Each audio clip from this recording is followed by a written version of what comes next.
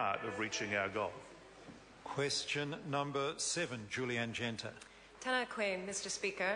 My question is to the Minister of Transport and asks, why is the government prioritising state highway projects with low benefit cost ratios, given that traffic volumes are back to 2004 levels and the Crown is borrowing $12 billion a year?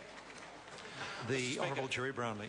Mr. Speaker, there have been a slight fluctuation in measured traffic volumes over the years, but it's not enough to show a trend that would mean this government would abandon its proposals for the ongoing road building program.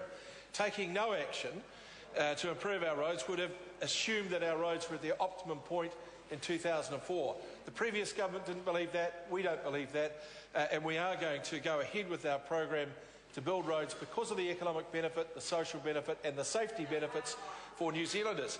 Mr. Speaker, the assertion that the government is borrowing from the roading program is wrong. That is paid for by the Land Transport Fund, which is funded by road users. Julianne Genter. Supplementary. Why does the government claim that the roads of so-called national significance have been selected because of their economic importance when the projects were announced in early 2009, well before the business cases had been undertaken? The Honourable Jerry Brownlee. Mr. Speaker, I think the point is that a government comes in with a program and does what it thinks is necessary to create the environment for economic growth. There is not a successful economy in the world that has achieved results by stopping roading programs. Julianne Genter. Order. Julianne Genter.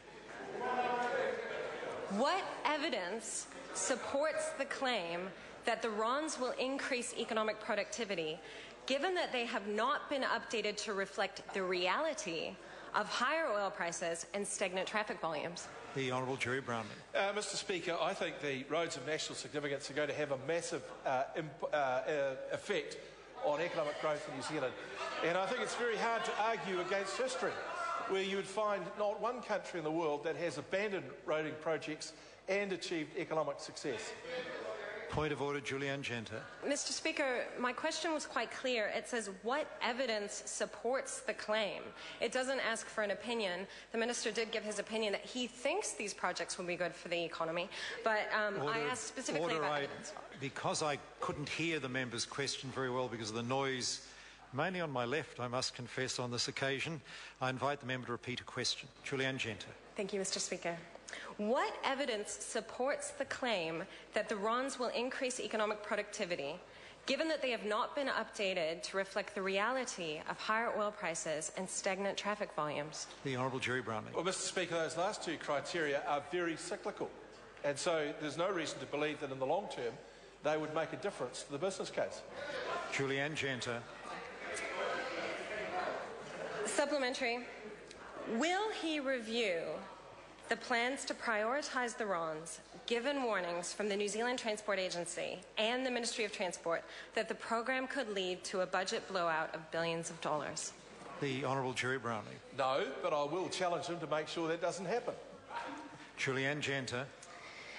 If the economic situation is so tight that the government will be announcing another zero budget, why does it still have money for motorways, which, on the government's own numbers, will never pay for themselves? The Honourable Jerry Brownlee. Well, largely, Mr. Speaker, because New Zealanders use them and they pay into the fund, and that's where the money comes from. Julianne Genter. Given that New Zealand's current account deficit of $8.5 billion nearly exactly matches the amount we spend each year on importing oil, and the cost of importing oil has risen 500% in the last 15 years, is it a good use of the Crown's resources to lock us into a future where our transport system is even more dependent on oil? The Honourable Jerry Brownlee. Mr. Speaker, we're not doing that. If the members are going to rely on fluctuating vehicle movements, then the member would have to accept that oil price is a very sensitive point in people's decision over which mode of transport they use. We are investing a huge amount of money, $1.6 billion in electrification in Auckland. We've got the very, very large commitment to the Kiwi Rail rebuilding program. We've also got huge amounts of money going each year into public transport across the country. And what's more, the public transport operating model has been widely accepted and welcomed by regional councils throughout New Zealand. We are by far and away leading ahead of any other government before in this matter. Julianne Genter.